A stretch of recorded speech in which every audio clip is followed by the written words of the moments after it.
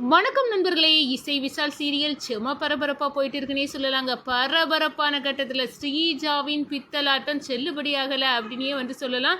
ஏன்னா நம்ம இசை அப்போ பொய்யான தகவலை இந்த ஸ்ரீஜா கூட கொடுத்து நம்ம வர்ஷினியை அந்த ஹோட்டலுக்கு வர வச்சிருக்கலாம் அப்படின்னு அந்த இடத்துல சாக்காராங்க.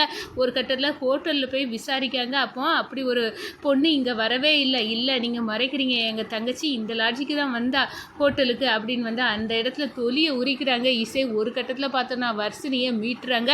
அந்த நபர்களை பிடிச்சி அடித்து வெளுக்க நேரம் இதெல்லாம் ஸ்ரீஜாவின் பித்தலாட்டம் அப்படின்னு தெரிஞ்சு நம்ம இசை சாக்காராங்க. அதோட இசை அந்த மீட்டிங்கை அட்டன் பண்ணுறாங்க. நம்ம சுபத்ரா நம்ம வர்ஷினிக்கு தெரியாமல் மீட்டிங்கை அவள் அட்டன் பண்ணதை நம்ம பார்க்கணும் அப்படின்னு நினச்சிருப்பாங்க. ஆனால் நம்ம இசை அட்டன் பண்ணதை பார்த்து அப்படியே சாக்காராங்க. இசை பரவாயில்ல, இவ்வளோ திறமை இசைக்கு இருக்குது, நம்ம வீட்டுக்கு சரியான ஆள் தான் இவா அப்படின்னு அந்த இடத்துல சுபத்ராவுக்கு உள் மனசில் தோண ஆரம்பிச்சுட்டு, அதே நேரத்தில் பார்த்தோன்னா நம்ம ராகவும் விஷாலும் சேர்ந்து இவ்வளோ தூரம் வர்ஷினியை படுத்தின அந்த ஸ்ரீஜாவை விடக்கூடாது, அவளோட முகத்திரையை அம்மா முன்னாடி கிழிச்சு எரியணும் அப்படின்னு அந்த இடத்துல துடிக்கிறாங்க. அதை பற்றி தான் இந்த வீடியோக்குள்ளே பார்க்க போகிறோம். அதுக்கு முன்னாடி சேனலுக்கு லைக் அண்ட் சப்ஸ்கிரைப் பண்ணுங்கள் ஃப்ரெண்ட்ஸ். பக்கத்தில் இருக்க பெல் ஐக்கானையும் கிளிக் பண்ணுங்கள். அப்போ தான் நான் போடுற ஒவ்வொரு வீடியோவும் நோட்டிஃபிகேஷனாக உங்களுக்கு கிடைக்கும். வாங்க ஃப்ரெண்ட்ஸ், வீடியோக்குள்ளே போகலாம்.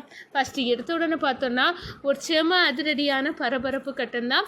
பரபரப்பான கட்டத்தில் நம்ம பார்க்க இருக்க நேரம் தான் இசைக்கு தெரிய வருது நம்ம வர்ஷினி அந்த கிளைண்ட் மீட்டிங்கை அட்டன் பண்ண அந்த ஹோட்டலுக்கு போயிருக்காங்க. அது தவறான தகவல்னால ஹோட்டலுக்கு போயிட்டாங்க. உண்மையாட்டே கிளைண்ட் மீட்டிங் கம்பெனியில் தான் நடக்குது. அங்கே ஒரு பெரிய ஹால் இருக்குது. அப்படி இருக்க நேரம் எதுக்காகமா ஹோட்டலில் வச்சு நடத்தணும், அது என்ன தேவை இருக்குது அப்படின்னு அந்த ஆஃபீஸில் வேலை பார்க்கவங்க சொன்னோன்னே சாக்காவி எங்கள் தங்கச்சி இது தெரியாமல் ஹோட்டலுக்கெல்லாம் போனால் அவள் என்ன ஆனாலோ அப்போ சுபத்ராட்ட மறைஞ்சு நின்று வர்ஷினி எப்படி பெர்ஃபார்ம் பண்ணான்னு பார்க்கறதுக்காக போயிருக்காங்க கம்பெனிக்கு. அவங்க போய் சேர்ந்தாச்சு. என்ன வர்ஷினி போகலை, வர்ஷினி ஹோட்டலில் இருக்கா, அவளை கூட்டிக்கிட்டு சீக்கிரமாக கம்பெனிக்கு போய் சேர்ந்துடணும் அப்படின்னு நம்ம இசை கிளம்புறாங்க. அங்கே போய் பார்த்தா ஹோட்டலில் நம்ம வர்ஷினி இல்லை. அதோட விஷாலுக்கெல்லாம் தகவலை தெரிவித்து எல்லாருமே ஹோட்டலில் அந்த மேனேஜர்கிட்ட வெளுத்து எடுக்கிறாங்க. இந்த ஹோட்டலில் தான் மீட்டிங் அட்டன் பண்ணி வந்தா அப்படின்னு என் தங்கச்சி இப்போ அவளை காணோன்னு சொல்கிறீங்க,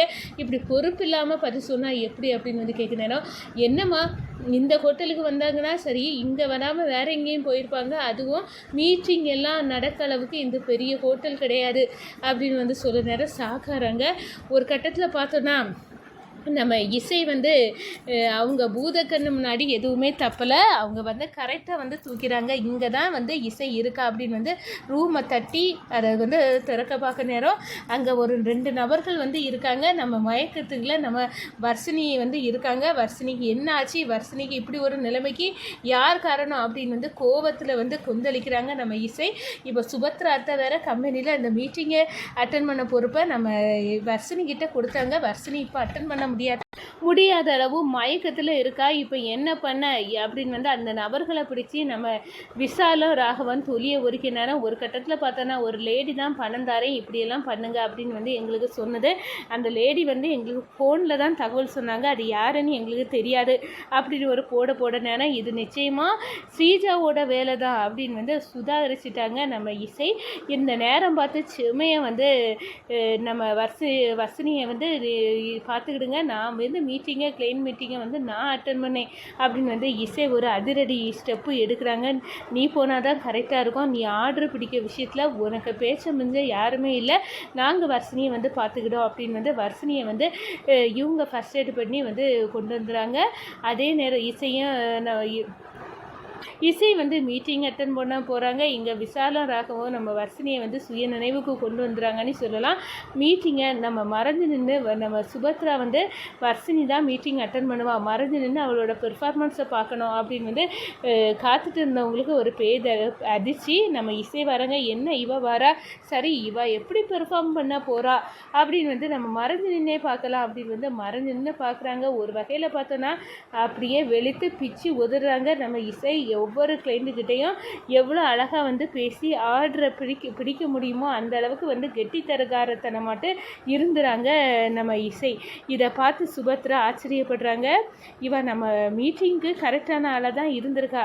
சரி, எதுக்காக இப்போ வர்ஷினி வரல அது எதுக்குன்னு தெரியல. ஆனால் கண்டிப்பாக வந்து அதை வந்து கேட்டு தெரிஞ்சுக்கணும். ஏன்னா இவ தங்கச்சிக்காக வந்து இவ வரக்கூடிய ஆள் இல்லை, அவளை வந்து ஓவர்டேக் பண்ணிவிட்டு ஏதோ ஒன்று நடந்திருக்கு அப்படின்னு வந்து அந்த இடத்துல வந்து சுபத்ரா வந்து புரிஞ்சுக்கிட்டாங்க. ஒரு கட்டத்தில் மீட்டிங் முடியுது, அதை சக்ஸஸ்ஃபுல்லாக வந்து இசை கொண்டு போயிட்டாங்கன்னே சொல்லலாம்.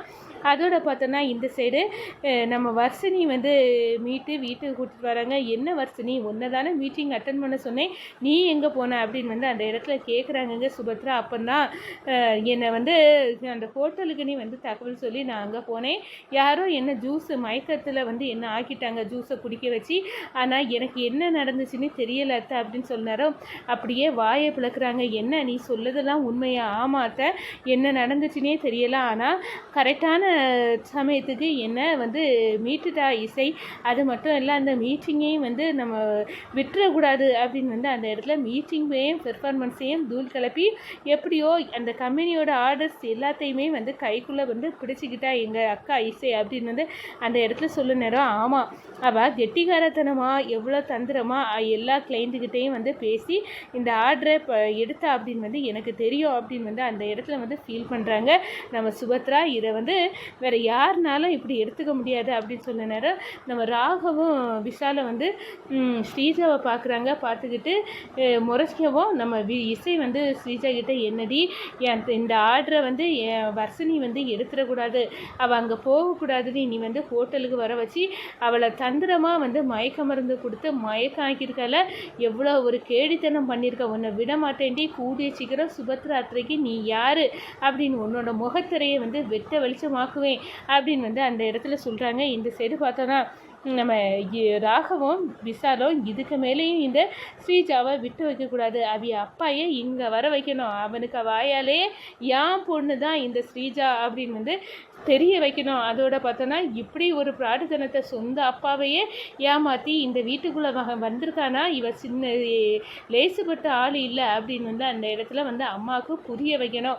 இவன் இந்த குடும்பத்தை பழி வாங்க தான் இந்த திட்டத்தோடு இங்கே வந்திருக்கா அப்படின்னு வந்து தெரியப்படுத்தணும் அப்படின்னு வந்து அந்த இடத்துல வந்து நம்ம இசையும் வந்து விஷால் ராகவ் இவங்க 3 பேரை வந்து களை இறங்குறாங்க. நம்ம ஸ்ரீஜாவின் முகத்திரையை வந்து கிழிச்சி எரியதுக்கு வந்து முடிவு எடுத்துட்டாங்கன்னு சொல்லலாம்.